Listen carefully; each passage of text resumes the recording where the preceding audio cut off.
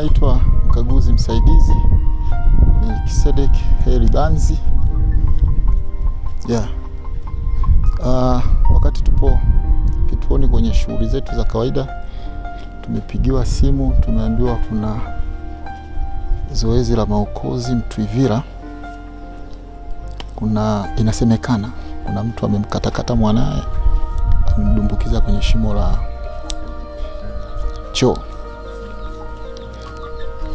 Nikachukua kulu yangu, tumefika eneo la tukio, tumevunja sehemu ya choo,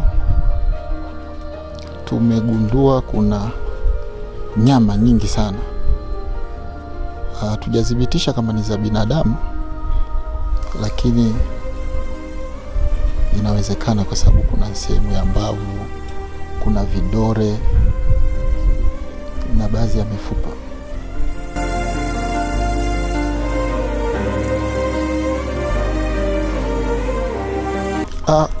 Sisi tayari tumekamilisha kwa namna moja au nyingine, kwa sababu